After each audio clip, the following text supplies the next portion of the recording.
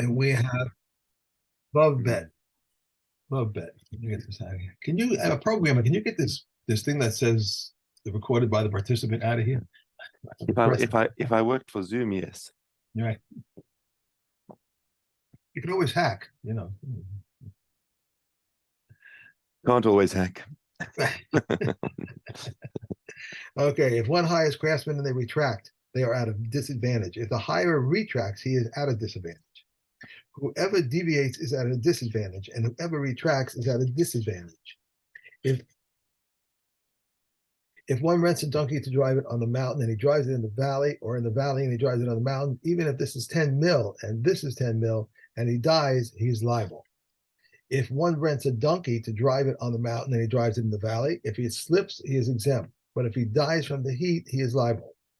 If he rents it to drive it in the valley and he drives it in the mountain, if he slips, he's liable. But if he dies from the heat, he's exempt. If he dies because of the ascent, he's liable. If one rents a donkey and he becomes blind or is seized for public service, he may say to him, "That which is yours is before you." But if it dies or breaks a leg, he is obligated to provide him with another donkey. If one rents a cow to plow on the mountains and he plows in the valley, if the coulter breaks, he is exempt. If he rents it to plow in the valley and he plows it on the mountain, if the coulter breaks, he is liable to thresh beans. And if he threshes grain, he is exempt to thresh grain. And he threshes beans, he is liable because beans are slippery. Okay. Right. So hey, so he rents a donkey in order to carry wheat on it, and instead of carrying wheat, he carried barley. Same weight, same weight of barley as of wheat. So he claims, and the donkey was injured from this. So he says, but I carried the same weight. It wasn't a different weight. But barley is less dense than wheat. So therefore, to make the same weight, you have to have a much greater volume. And the volume, because the volume is it takes a little more to balance something. Like it's easier to hold a kilogram weight that you can hold in your hand than a kilogram weight that's sort of all over. So if you say, like, if somebody would prefer to be carrying a kilogram of gold or a kilogram of feathers, it's easier to carry a kilogram of gold. Okay. If he was meant to be bringing in produce, actual grain, and instead he brought straw on it, and again the same weight, because the extra volume is difficult for carrying. Now I'm not 100% clear on what the second case brings that the first case didn't, and my commentary doesn't have anything about why we need two cases which are essentially demonstrating the same point. Does ArtScroll have any commentary about why we've got two cases there? I don't see right off the top. I'm sorry, I don't see. Okay, not to worry. We don't need to get too hung up about it. Hold on a second. My wife is calling. All right. So, if he rented a donkey, a letech volume of wheat, which is 15 seah. So v'hevi letech seorim patur. But if he brought the same volume of barley, which of course is lighter, then he's patur because he improved the conditions for the donkey. Ve'im hosif al masa'o, but if he added onto the weight. No, so he says, but it's still less volume of barley, but now he's added onto the weight.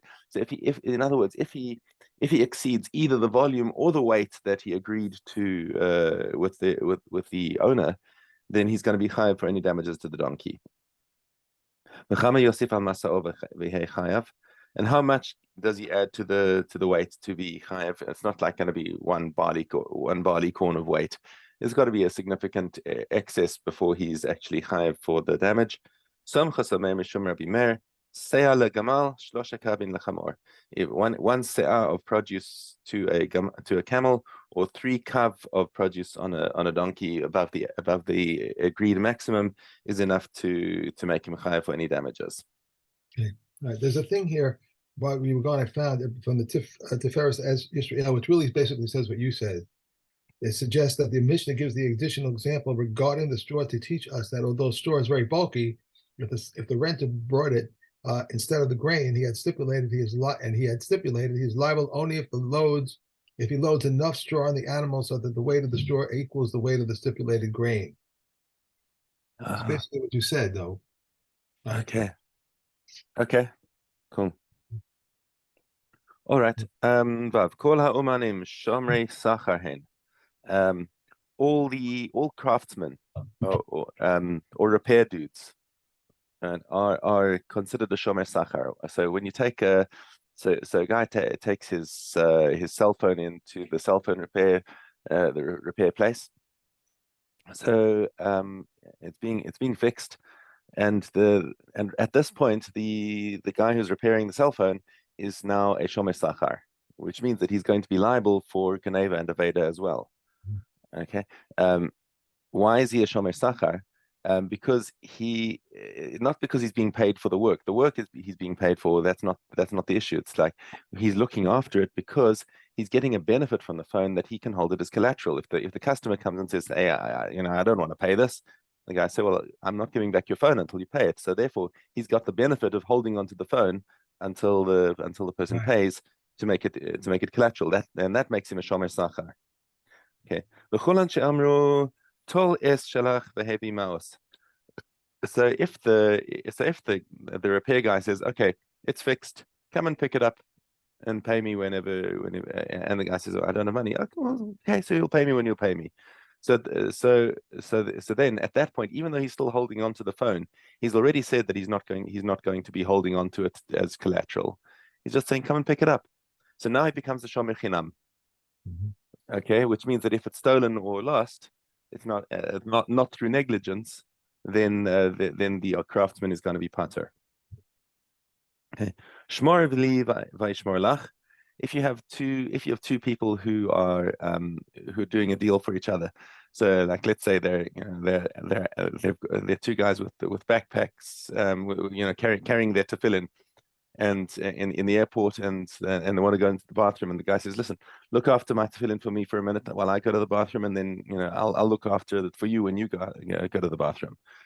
So at that point, each one becomes a shomer sachar for each other. So while he's looking after it, he's being a paid custodian because his payment is that the other guy will look after his tefillin when he goes in. Okay, so that kind of barter deal makes each one of them into a shomer sachar. But if a guy comes up and says, Shmorli, says, look after this for me, will you please? And v'amarlo, and he says, hanach lefanai. Okay, put it in front of me. That's considered a shomer chinam. He has accepted the terms of shmira. He says, okay. He's basically said, okay, I agree. But he's not being paid for it, so he's a shomer chinam. As opposed to the case that it's contrasted with is not expressed in the Mishnah. What's being contrasted with if the guy says, just put it down. That doesn't imply that he's taken on the shmira. If he says put it in front of me, then he's taking on the shmira. So, but if he says put it down, and says I didn't say I was looking after it, so just put it down. I was giving you an advice. Yeah, nobody's going to steal it. Just put it down. I didn't say I was taking responsibility. Okay. Mishna Zayin. Hilvahu ala mashkun. So a person lends somebody else money and takes a collateral for it. Okay. Shomer sachar, as we saw in the previous thing with the repairman, the fact that he can use the object as collateral is a benefit, and therefore he's getting benefit from the object. He's a shomer sachar. Rabbi Yehuda Omer hilvahu maos shomer chanam. He says this is true if he lent him he says if a person lent somebody else money, then he's considered a shomer chinam. Why is he considered a shomer chinam? He disagrees with the Tanna Kama. It says that he's just looking after the he's he says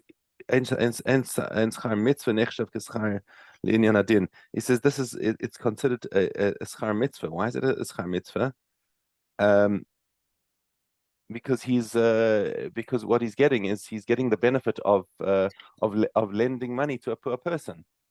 So now he's not and he doesn't consider it a serious thing that he was ever going to. Hold on, something's wrong here. Reuven, let me just look at the beginning. He rents him as he takes collateral. Nasa Reuven shomer sachar ala mashkon. So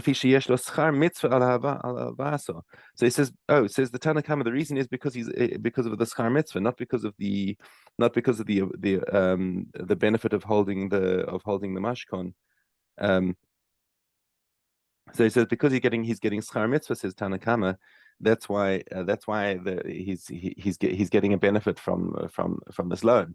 And Rabbi Yehuda says no, schar mitzvah is not considered a benefit. He's still a shomer chinam on the object. But hilvahu peros, if he lent him produce, so let's say he says you need wheat, I'll lend you wheat, which is also legitimate. But the benefit of lending him the wheat is that wheat can spoil. So now I lent you wheat. It's effectively I banked my wheat, and he'll pay me back in 6 months when I need wheat. Then I'll have fresh wheat from this guy. Okay. Right. So that then becomes a shomer sachar because he's getting a benefit from the loan. Abba Shaul omer mutar adam lahaskir mashkono shel oni lios posek alav v'holech. So now here's Reuven lends money to Shimon who's poor, and Shimon has and Shimon gives him a donkey as collateral. And Reuven's a nice guy, and he says, "Listen, this donkey can do work. It can earn money for you." So he starts a little side business and rents out the donkey to other people who want to use it for work. And people pay Reuven, and Reuven takes the money that he's earning and offsets it against the money that Shimon owes him. So one day, Reuven comes back and says, "Here's your donkey," and Shimon says, "But I haven't paid you back." He said, "Yes, you have. Your donkey paid it back." Right? Why? So he's allowed to do this. He's allowed in this way to make use of the collateral. It's like he's restoring a lost object to Shimon, because Shimon had this donkey that wasn't producing any money. Now Reuven knows how to use the donkey to produce money. The only thing is that Reuven himself cannot use the donkey for his own work, because that's a Marius Ayin. People look at it and say that's Shimon's donkey. Reuven lent him the money, and now he's using Shimon's donkey as collateral. Like, come on, that's not right. Okay, so it just doesn't look good. Even though in his head he's saying, well, I mean, a fair rental for this donkey would be X per day, and he's working off Shimon's loan by doing this donkey. Okay, so that's the only proviso, is that he has to rent it out to other people and offset that against the loan. Okay, that's it. Let's do Chazar. Okay, Chazar should be Dalad. Yes. Both the buyer and the seller are governed by the law of fraud. Just as the law of fraud applies to a layman, so does the law of fraud apply to a merchant. If Yehuda says the law of fraud does not apply to a merchant, the one who has been imposed upon has the upper hand. If he wishes, he may say to him, "Give me my money," or "Give me what you've defrauded me." How much may a seller be defective, and yet there should still be no infraction of the law of fraud? Rameir says 4 Isserin, and Isser to a dinner.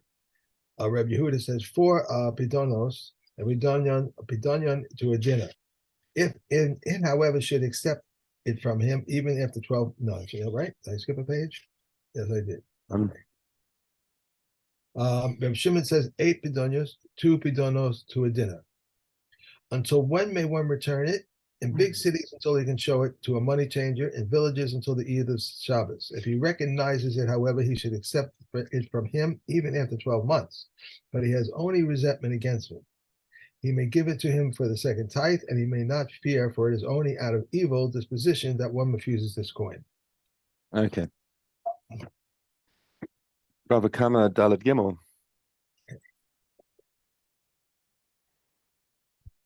If a bull of a Jew gores a bull consecrated to the temple, or if a bull consecrated to the temple gores a bull of a Jew, its owner is exempt.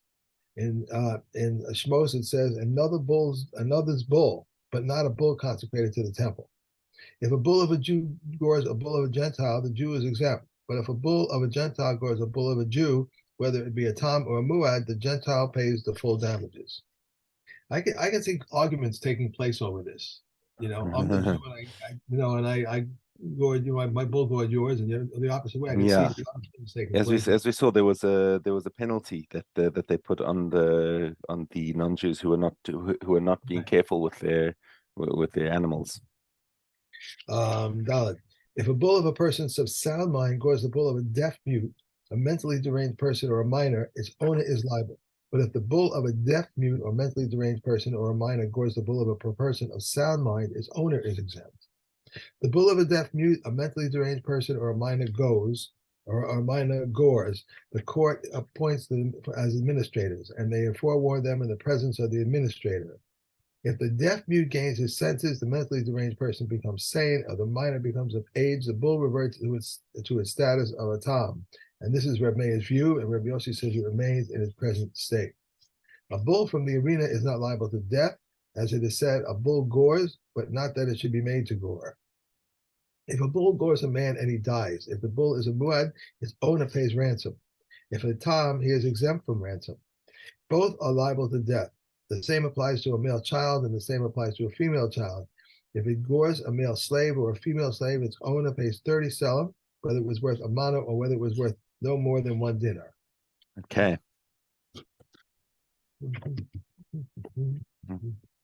Okay, Nazir. Okay, Aleph Gimel. Stay at Naziris is for 30 days. If he said, I am a Nazir for one large term, or I'm a Nazir for one small term, or even from here until the end of the world, he is a Nazir for 30 days. One who says, I'm a Nazir and 1 day, or a Nazir and 1 hour, or I am a Nazir for 1 term and a half, he is a Nazir for 2 terms. If he says, I am a Nazir for 30 days and 1 hour, he is a Nazir for 31 days because one cannot extend near Naziris by hours.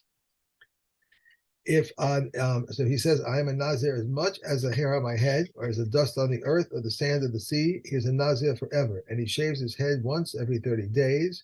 Rebbe says this one does not shave his head once every 30 days. Who is the one that shaves his head once every 30 days? One who says, let there be an obligation of Naziris upon me as much as the hair on my head, or as the dust of the earth, or as the sand of the sea.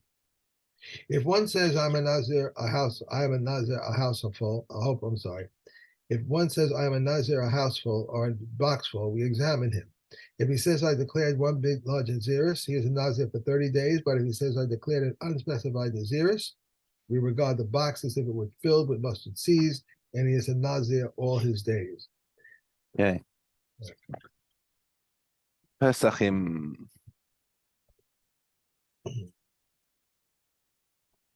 I think there's a phrase that goes something like, be careful what you wish for. What is the connection that you're thinking of there? If I'm a Nazir for 1 hour, I'm a Nazir, you wish to do more and more, this. Yeah. An onan and one who clears away a pile of rubble, likewise, one who they have promised to release him from prison, and a sick or an aged person able to eat the volume of an olive, they slaughter on their behalf. For any of these, they may not slaughter for them alone, but lest they cause the Pesach offering to become invalid. Therefore, if any disqualification befall them, they are exempt from participating in the second Pesach, except for the one who was clearing a pile of rubble, for he was found to be contaminated retroactively. They may not slaughter the Pesach offering for an individual, and these are the words of Rebbe Yehuda, but Rebbe Yossi permits this. Even if a group consists of 100 people, if they are unable to eat the volume of an olive, we may not slaughter it on their behalf. We may not form a group solely of women, slaves, and minors.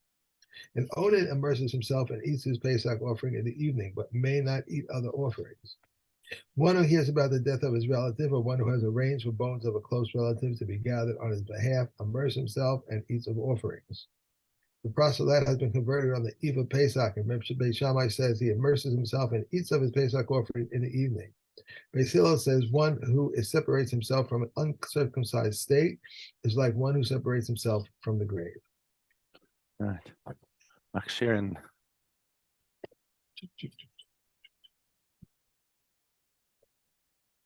And we have Gimel Zion. Regarding donkey drivers who are passing through a river and their sacks fell into the water, if they were happy, it is included in the law of the porter's place. Reb Yehuda says it is impossible not to be happy, rather only if they turn the sacks over. If one's feet were full of mud and similarly the feet of his animal, and he passed through a river, If he was happy, it is included in the law of the water of his place. And Yehuda says it is impossible not to be happy, rather only if he stood still and rinsed with regard to a person. In a non-kosher animal, it is always tummy. Regarding one who brings wheels and cattle gear down to the water during a heat wave in order that they bond, this water is included in the law of water of its place. Regarding one who brings an animal down to the water to drink, the water that comes up in its mouth is included in the law of its water of its place. But as for the water which is brought up on its legs, it is not included in the water and the law of water of its place. If they intended that its legs be rinsed, even the water brought up on its legs is included in the law of the water of its place. During the time of foot sores and threshing, the water is always tummy. If a deaf, mute, a deranged person, or a minor brought the animal down to the water, even though it intended that his feet be rinsed, the water is not included in the law of water of its place, for they have legal actions, but they do not have legal intent.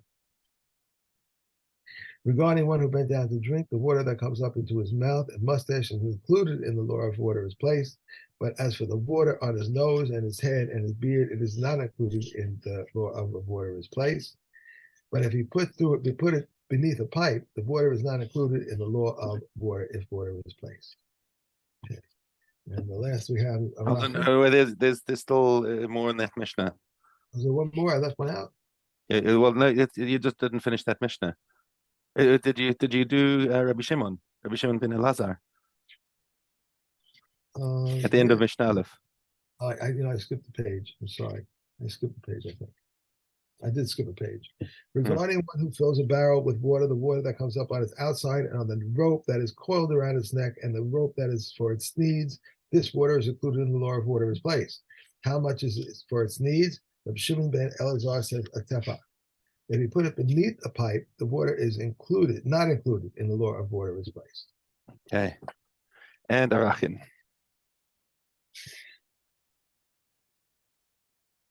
Okay, we have Daled. The age category depends upon the subject of the vow. How so? A young man who vowed the erik of an old man gives the erik of an old man, and an old man who vowed the erik of a young man gives the erik of a young man. The Arakim depends upon the subject of the erik. How so? A man who vowed the erik of a woman gives the erik of a woman, and a woman who vowed the erik of a man gives the erik of a man. The erik depends upon the time of the erik.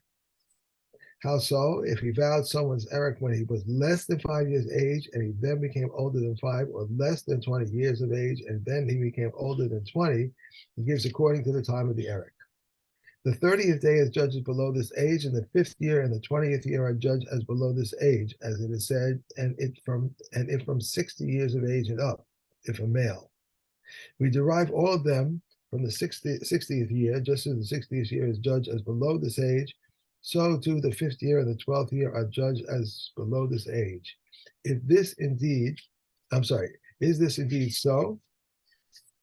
If scripture made the 60th year as below it, to be stringent, shall we then make the 5th year and the 20th year as below it, to be lenient?